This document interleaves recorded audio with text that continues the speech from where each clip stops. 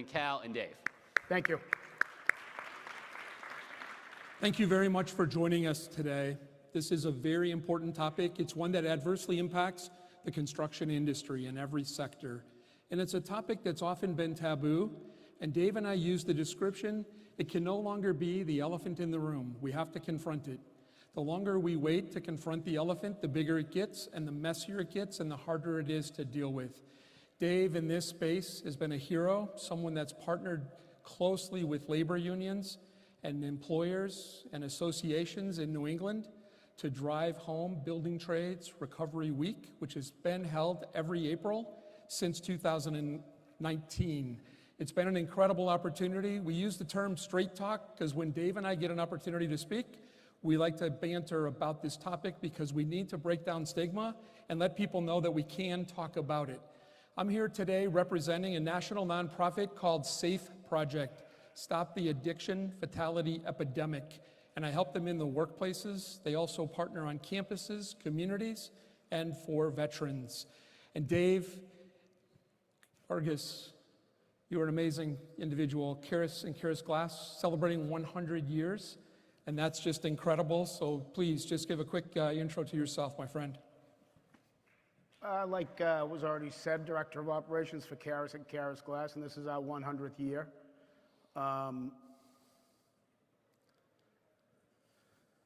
Basically, we have not been here and been called out on it, but we will be here every year from now on. I mean, it's great to see all you guys. I haven't seen you in a long time, and it's good to see people from time to time that when you're not just talking about a job. But the Phoenix Foundation exists because Karis and Karis exists. It couldn't exist without the help of Karis. And we will talk more about that. Obviously, today will be a quick overview presentation to set the table so people recognize how this hits our industry hard, and then we'll talk about some of the strategies that Karis has used in their organization. I want you to think about human capital. The prior presentation was the perfect setup. Take care of your people, they'll take care of your business, especially if you educate them about the business. Behavioral health, the intersection between mental health, physical well-being, and substance use disorder has a huge impact on our businesses. So we're going to talk a little bit about this idea of lived experience. Both Dave and I have lived experience helping individuals deal with the challenges of addiction and helping people find a path toward recovery. And we're going to talk about the benefits of using straight talk to drive strategies in your companies to help people get help that need help. The PowerPoint will be made available. It will be a PDF. It's going to be hopefully posted on the website. We will also share it with you. We're not trying to sell anything. If you want to get it faster than through NGA, leave us one of your business cards and we will send that to you. Inside, it will have various resources that we're not going to have time to get to today. This is a message of hope, help, healing, and recovery. Those four words emanate why this is a vital human topic. A quote that I learned from a gentleman in Minnesota, he lost a daughter to suicide, but it applies to this topic of addiction. His name is Ray Stenglein. He's in the construction industry. He's in Minnesota. He called it the essence of hope.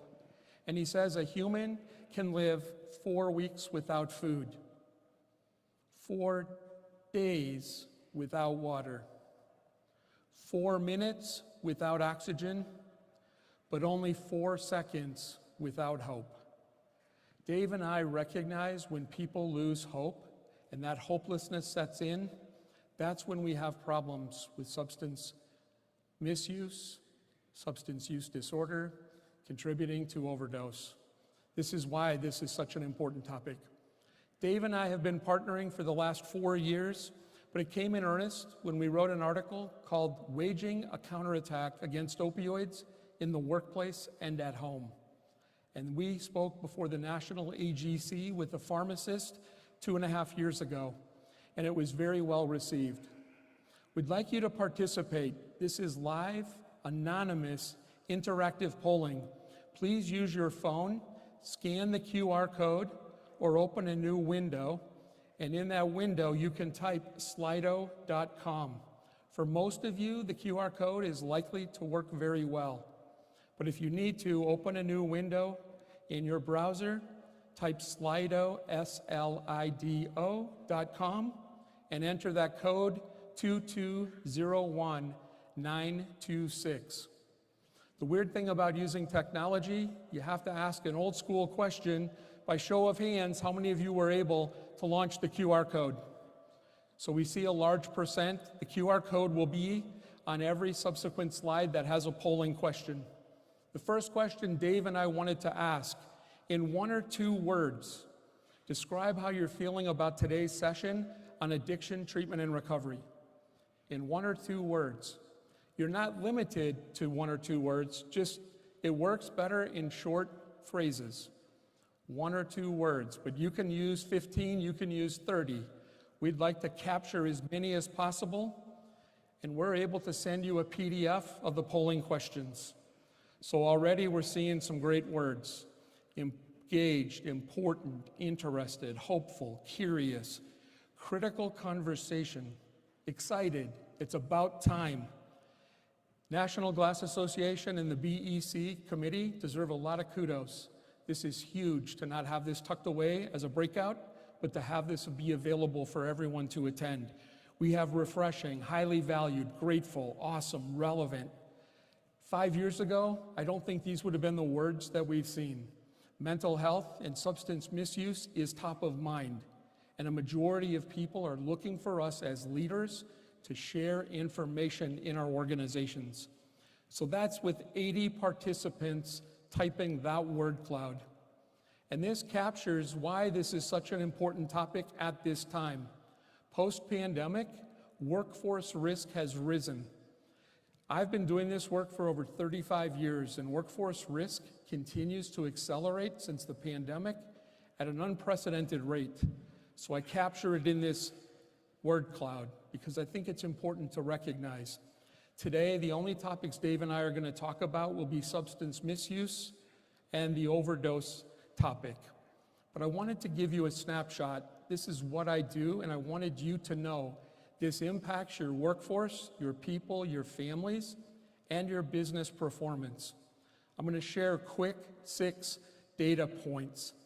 The first behavioral health factor that impacts our businesses in construction, anxiety and depression. 14.3% of workers self-report or take medications for anxiety, and 5.7% are dealing with depression based on the same factor. Both are higher than the US population as a whole and higher than other industry groupings.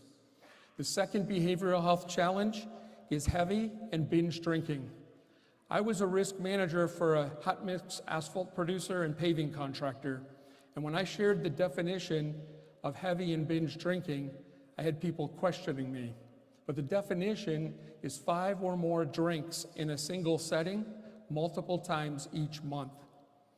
And I had employees raise their hand. You mean every week, right? Not every month? Nope.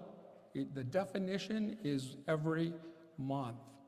Well, if someone's doing this more than every month, 5 or more drinks in a single setting, could that be a problem?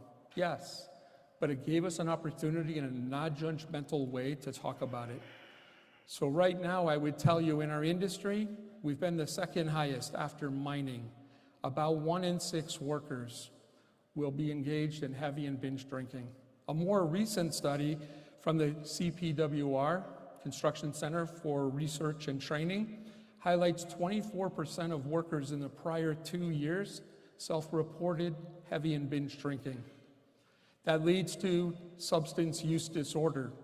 The National Safety Council has been monitoring this since 2003, and construction has been a high-ranked industry. So among all industries, 8.5% of workers, about 1 in 12, experience substance use disorder. In construction, that number is closer to 19%. So a little over 2 times the number of workers with substance use disorder, where the brain becomes rewired, where there's physical and emotional dependence on the substance. So again, to keep this non-judgmental, we just want to move forward to tell you this is a problem we can't outrun. Our industry has tried to outrun it, and it hasn't worked. We have a problem, we need to acknowledge it. And the next behavioral health challenge is musculoskeletal injuries. 34% of construction workers experience at least one. This is a gateway to opioids. The best addiction treatment, suicide prevention, and overdose prevention strategy is to continue focus on injury prevention, reducing musculoskeletal injuries. Musculoskeletal injuries create pain, which leads to sleep deprivation, which causes fatigue, which contributes to presenteeism, people being at work but losing their focus, becoming distracted, which contributes to injuries, especially serious injuries and fatalities.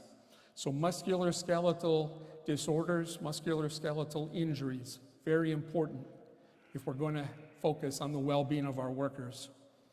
And now I'm sorry this topic wasn't in our description, but suicide has been a topic I've been working on since post 9/11 in our industry. In construction, there was no data until July of 2016. We have the second highest rate among all industries, second to mining and extraction. New data from last year reports 56 suicide deaths per 100,000 workers in our industry. With over 7.5 to 8 million workers, that number is estimated conservatively at over 5,000. 5 times more than die in occupational injuries in our industry. So that is sad news. We've done some things. Last week in Kansas City was the 3rd annual Mental Health, Suicide Prevention, and Addiction Recovery Workshop. It was a summit, 450 people for 4 days participating. But the topic Dave and I wanted to share with you is if that wasn't already enough of a burden. New data came out in August of 2023, and it's the number that I've been fearing because for the last 6 years, I've been clamoring. I'm worried about the overdose data. That's why I wrote that article, Waging a Counterattack Against Opioids. The data came out. It was for 2020, 46 states plus New York City. And the rate for 20 industries ranked showed construction and extraction as the highest industry group. It was 162.6 overdose deaths per 100,000. And for construction alone, it was 130.9. So 2.5 times roughly the number of suicides. So it's time for us to stop being afraid of this topic, to recognize that people are hurting. Addiction is usually the result of unresolved stress, anxiety, and other pressures in our lives. And that's why we're grateful to the NGA for having us today. We are going to put some focus on the opioid crisis because this is our biggest opportunity to impact lives and to save lives by mobilizing people in our industry. So when you hear the words opioid crisis, what do you think of? 1 or 2 words. When you hear the words opioid crisis, you can share anything. Maybe it's mini-series you've watched on Hulu or Netflix. Maybe it's a book you've read. Maybe it's a news account. Maybe you've been personally or adversely impacted by this. Thank you. We're seeing a number of results come in. Dave, this is what we were talking about. Yeah.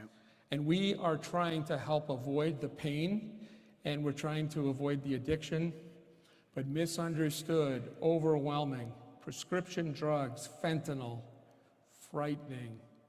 Dope sick. Dope sick. Thank you, Dave. Any others that jump out at you that you want to talk Sorry, about? my Tourette's kick in now and again. No, but this is wonderful, Dave, and we want you to participate. But this is an example of why we're here today. So that's the human side. The one I'm never going to forget when I asked this question was the words human train wreck. People recognized, preventable. Sometimes we'll see big pharma. Recently, I had a couple pharmaceutical companies named when we did this, and I appreciate that this is more generalized. But here's the last part of this I wanted to highlight. In the human capital area, these are the categories of risks that are activated by behavioral health. It impacts your human capital, your people, ability to attract, recruit, retain, and develop your people, being that employer of choice. It impacts your financial performance, but it also impacts operational excellence. It messes with schedule, it screws up sequencing, so many opportunities to look at this.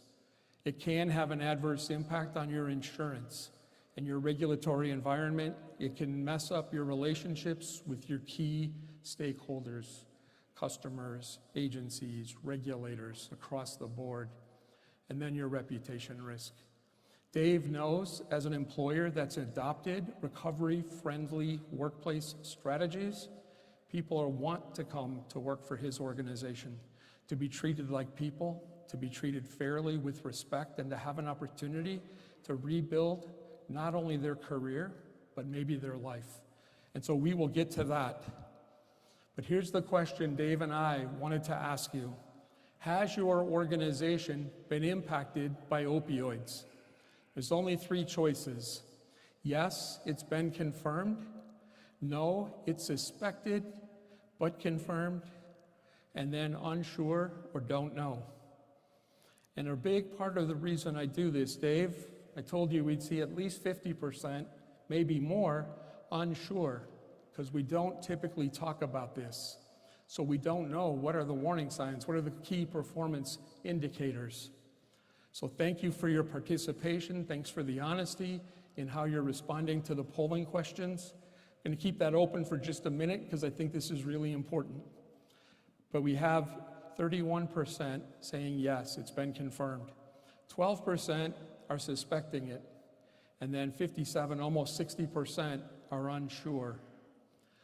So what I would tell you, most organizations have been impacted. The National Safety Council says 70% of organizations have been impacted by the opioid crisis. I've worked with hundreds of construction companies across the country in every region, and they've been impacted. So I want you to think about these questions, and I'm sorry if this gets emotional. But before you jump, I think there was 57%, 55%. You know, you really got to get your head out of your ass. You don't know. Why don't you know? Your employees are your most important resource. Why don't you know? Do you know how your kids are doing in school? Probably. But if you said, I don't know, your spouse would not be happy with you. Find out. I don't know doesn't work, guys. I don't know leads to people being dead. Find out. Maybe it's great, and you're the one company in the world that this isn't affecting. But I don't think so. I think once you do find out, you'll know you have more work to do. But it's your job to find out. It's your responsibility to find out. To people, we're in the glass business, but mankind is really why we're here, to make sure people to the right and left of us are okay. I don't know is not acceptable. That's the Straight Talk with Dave Argus. And that's why among his peers, people appreciate. It's why I appreciate and love Dave for his honesty to challenge. You're annoying me, I'll tell you right now. So you'll notice we've shifted the framework of this question from has your organization been impacted to how has your organization been impacted. And the categories here are among those that most organizations start to realize, Houston, we have a problem. And it shows up in these same patterns, the same distribution, sometimes almost eerily the same general range of responses. These are the clues that we've been overlooking because no one has highlighted maybe we have an opioid problem. This is just the workplace, but it does include family as well. So please, I know this was a little more of a complicated question. Dave and I knew that that would slow this down. We have 45 people roughly that have answered. We've had up to 80 on the others. We'd love to see your responses. And if there are no responses, it could be that you haven't experienced those impacts.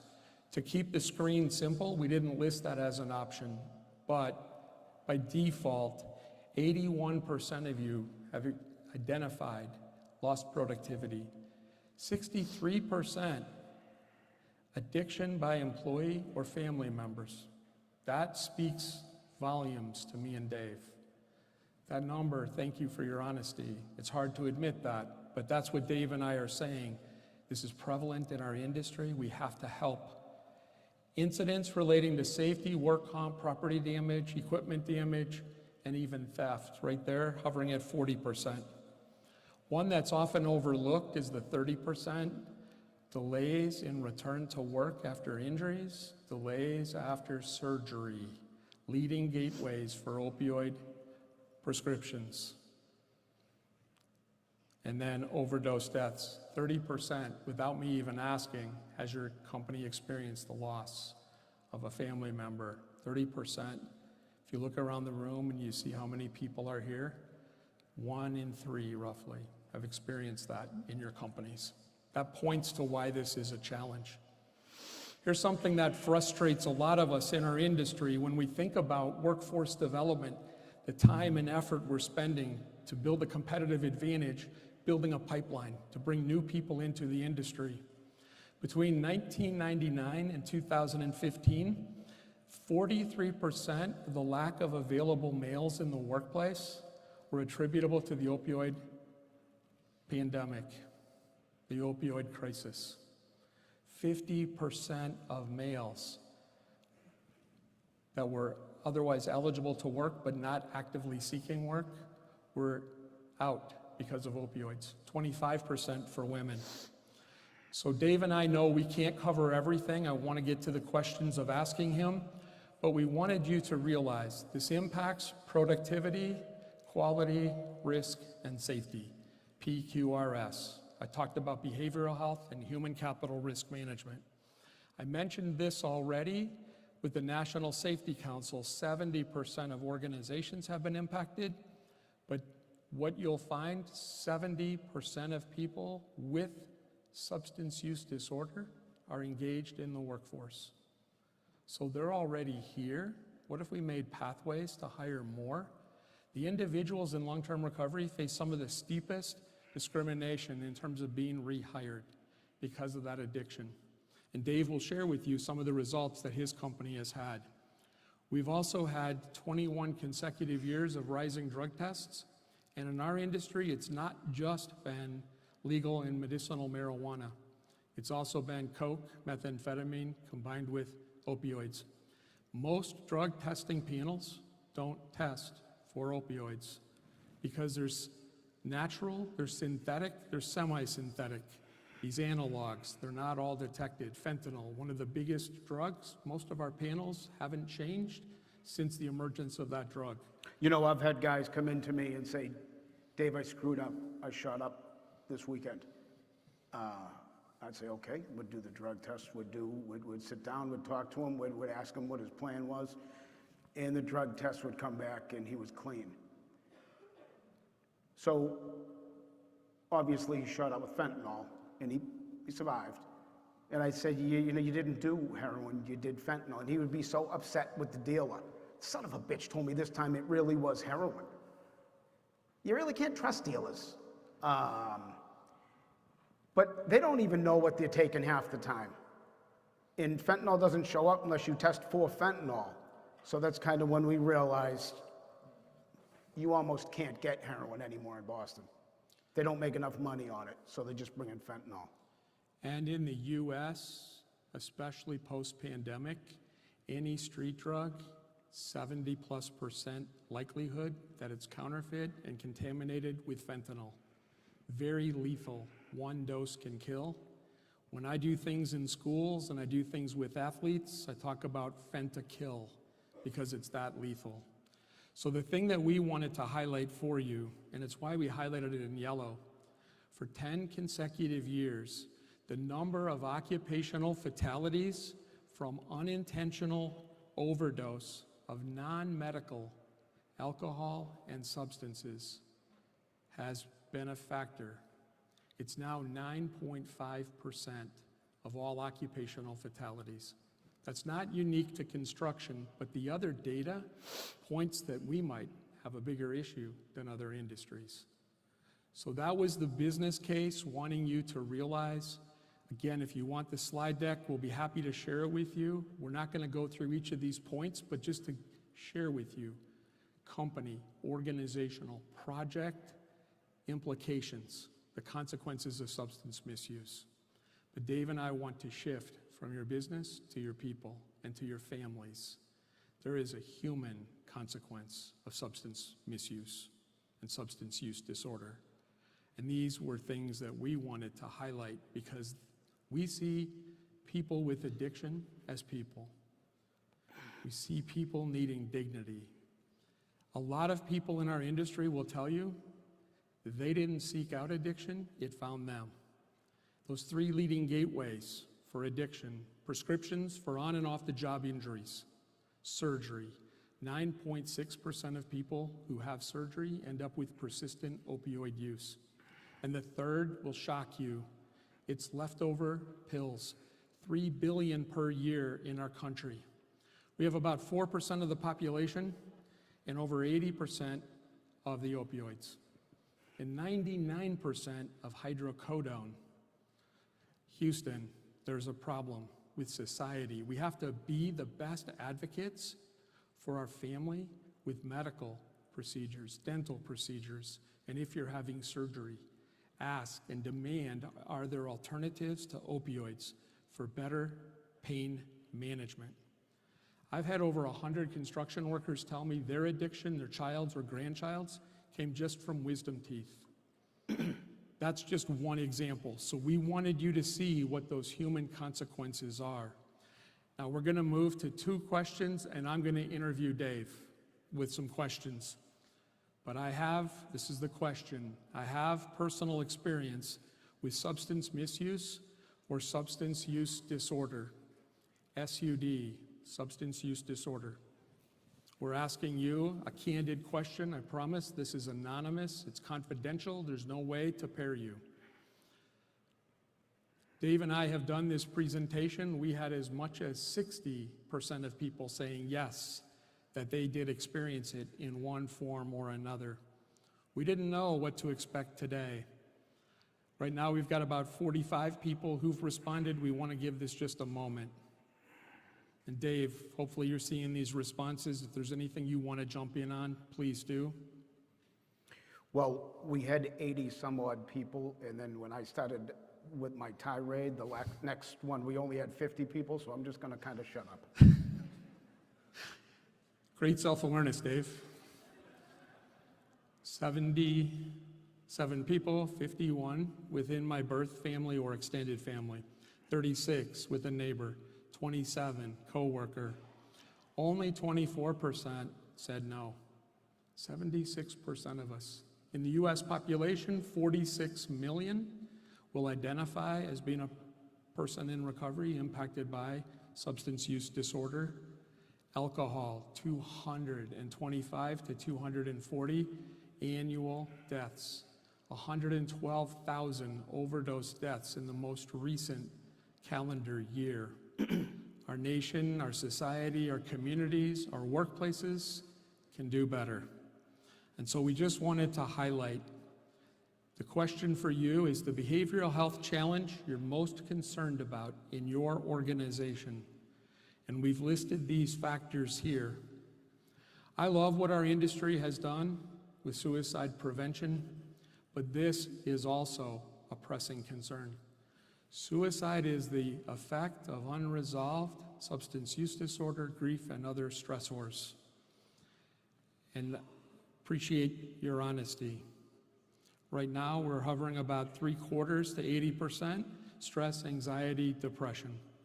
All factors that lead people to seeking solution through alcohol or other self-medication. Binge and heavy drinking, 37%. This opioids, 18%. So thank you for this This will be helpful information. I'll be able to steer additional resources to National Glass. Then Dave and I had two final questions. At your company, have you seen or experienced an employee struggling with substance misuse or substance use disorder? Yes, no, I suspected but couldn't be certain. We need to be bolder, we need to be sensitive, we need to be private, we need to treat people without judgment, but letting people know that there are pathways to help, and there are many resources that can be shared with employees. There are many pathways toward recovery. What Dave and I are trying to do is break the ice to get people to recognize and to say, we're gonna do something about this crisis. So 67%, Dave said yes. We knew that this would be the right audience for straight answers back. That's your straight talk to us. 67% said yes. Is this the last question here, Cal? Yes. Okay. I'm happy to. No, I'm saying, is this the last? No, we've got this one, Dave. All right, let's go. At my organization, we've been normalizing the conversation to support employees and family members seeking treatment and recovery. And Dave, this is going to take us right to the pathway that we need to be at.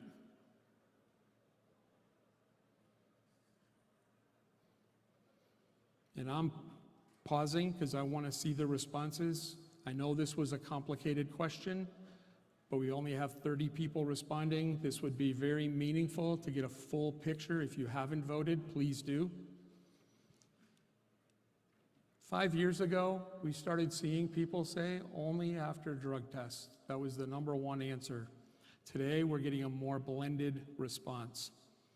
And that's what Dave and I wanted to highlight. The resources in the PowerPoint are going to help steer you toward organizations, toward resources, information that you can use to build this in to safety, health, wellness within your companies.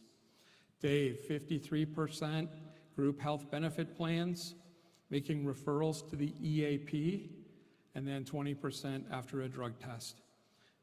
Sharing information about 12-step and other recovery programs is one of the easiest first steps. Providing Narcan and naloxone in the workplace is another.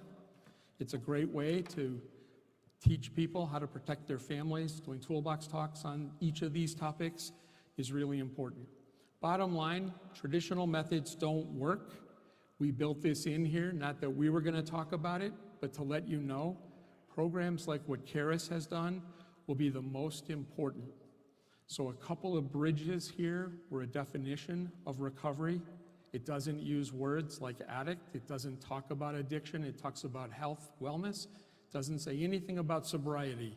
It's about an intentional choice to live a better life.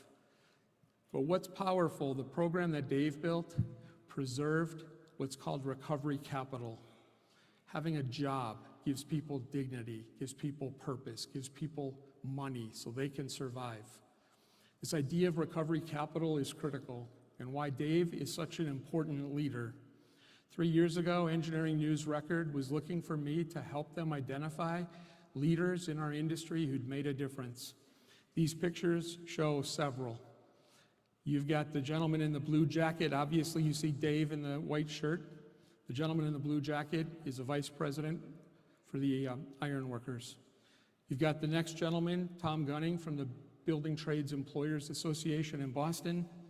And then you're going to see a bunch of crew members from Karis and Karis, representing multiple trades, carpenters and iron workers. And that was an article that talked about his program. So Dave, your attitude about addiction, treatment and recovery, and your beliefs changed over the last 10 to 15 years. What drove that change? How did you feel one day, and what made you change the way you feel about addiction and about individuals struggling with addiction? Well, I'll answer the back half first. I was brought into the world of addiction through a family member who was afflicted. So I had no option but to jump in. At the time, I thought addicts were homeless people that lived under bridges. I was completely ignorant. I had no idea. It wasn't part of my world.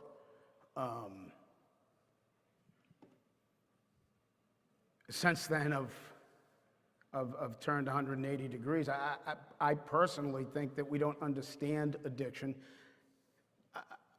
I went from ignorance to curiosity because now I learn more things from these men and women than I've ever learned from any educator in my life. I think that we'll find out later that maybe addiction is an enhancement. You know, instead of less than, maybe people that struggle with compulsive behavior disorder or addiction, maybe they're better. I'll tell you, the ones in recovery are definitely better. What I find is that they look into the accountability mirror every day to an extreme level. And we thought starting this foundation was, it was an idea. You know, it was an idea because I didn't know what to do. I was lost. And I wanted to see someone else in my position runs into this. If I start something, maybe they'll have a place to go. And I had dozens of horrible ideas. Luckily, once you start going down the path of righteousness or doing good for others, people end up in your path, like Cal, like the iron worker that he showed you the picture of. They helped me develop the Phoenix Foundation as a place where men and women who want to get sober as bad as they want to breathe can come. And with my union friends, they'll get them into a probationary year-long membership. If they're clean and they do everything right for a year, then they become a first-year apprentice. It's an opportunity to give these men and women a career, not just a job. And a purpose.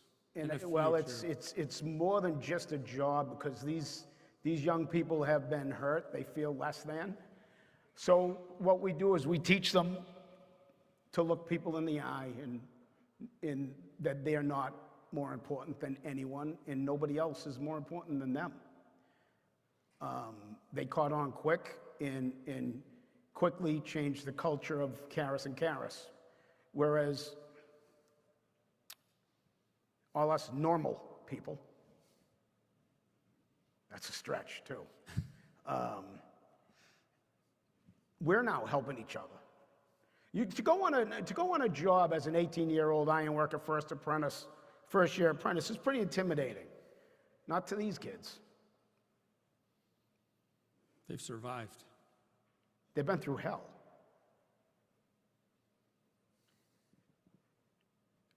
So they're hugging, they're making sure that each other's okay. We started to do that in the office. We started to make sure the guy that works to the left and right of me is all right.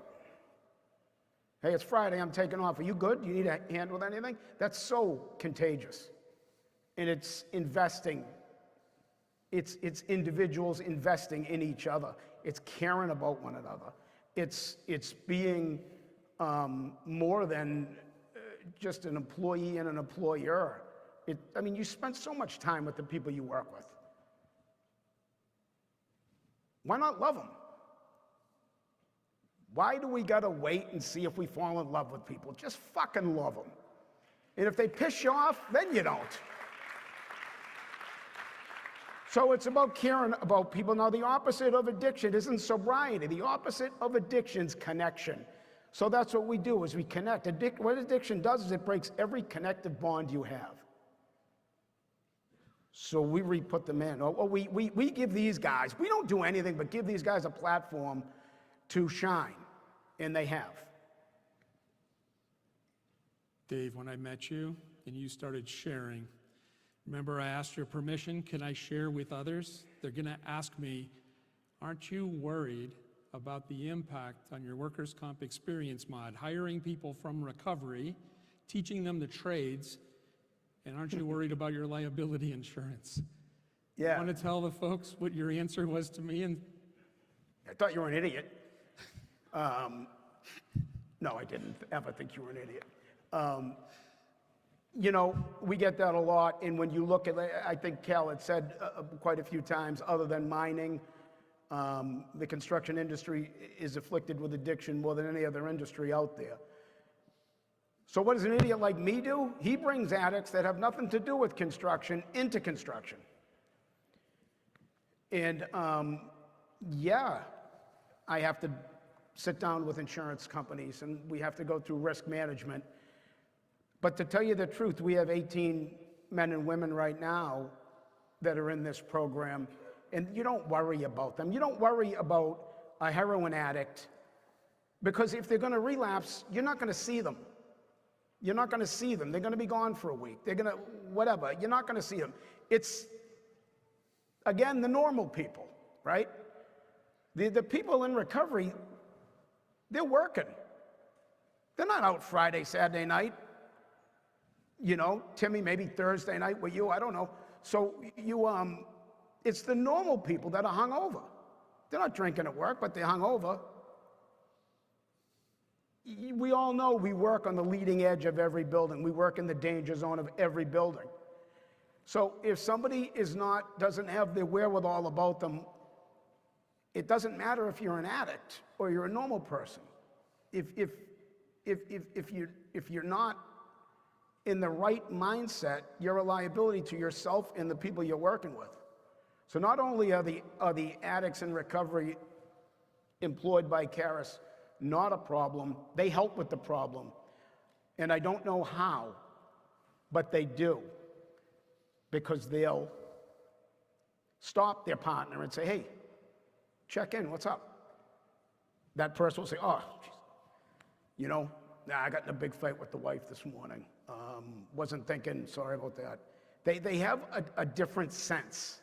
They have something that tells them when something's not right. And not all of them, but I have gotten these reports back from guys in the trades that are not addicts, or at least not addicts that I know of. And they've said, geez, what a great kid this kid is. This is what he did. He's like, and my head was thinking about, am I going to buy my wife flowers? Am I going to do this? But these are the little things that you don't think of that you get. Dave, the straight talk you gave me when I asked that question on behalf of people was, I'm not worried about those 24 individuals at that time.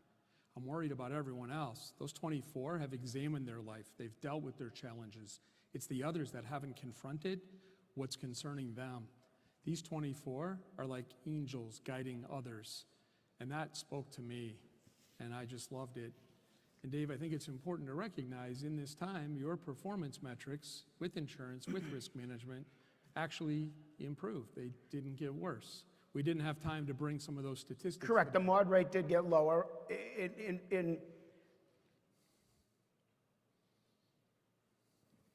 The kids in the program haven't had any injuries. So it's worked out. It's worked out well.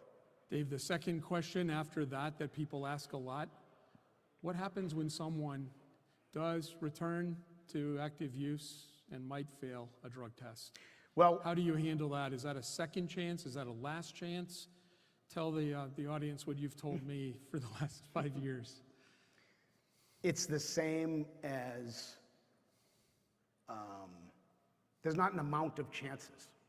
If they're willing to get help, we'll help them 100 times. There's not, oh, this kid, I mean, if your kid gets a progress report, he's not doing well, do you send him up for adoption? No, you get him help. You get him a tutor.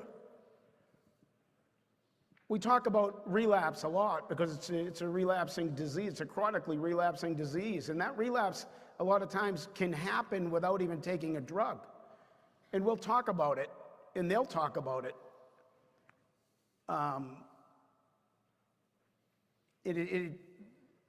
Generally, if they're willing to get help, we're willing to invest in them.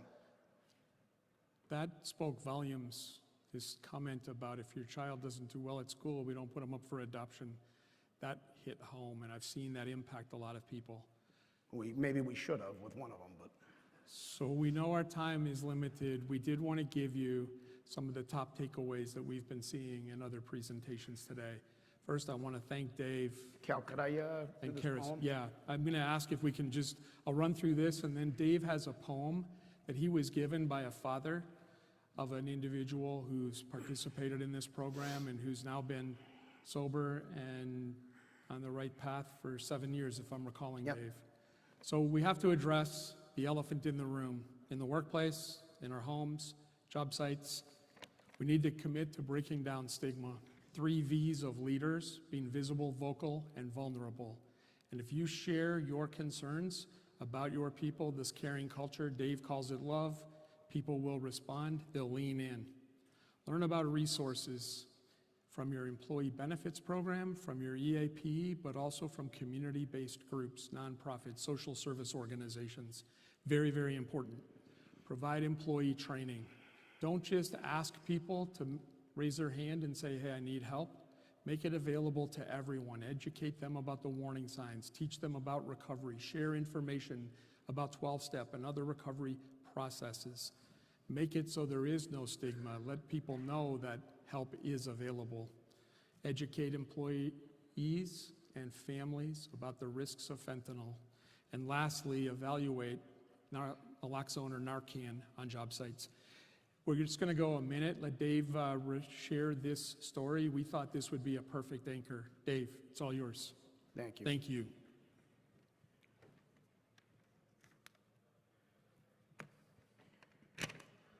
Guys, what this is a poem from a dad that works with us. Probably shouldn't have brought this up. This is going to be tough. He thought his kid was just trying to piss him and his wife off. He was rebelling. He didn't understand until one of his teachers brought him this poem. When he read this poem, he realized the pain his kid was in. I am from secrets, I am from fear. I am from a place you hide all your tears. I am from a good place that I have left behind. I had to find comfort, a way to feel fine. It's never okay, it never quiets down, until I use my pen filled with my old friend Brown. I can't live like this. My thoughts make me shiver. I can't help but spit at that pathetic thing in the mirror. I don't deserve to eat, be happy, or breathe. I shouldn't see tomorrow, so I cry myself to sleep. I hope for a bad batch, cyanide, arsenic, or fentanyl cut. I need the comfort of knowing I'm not waking up.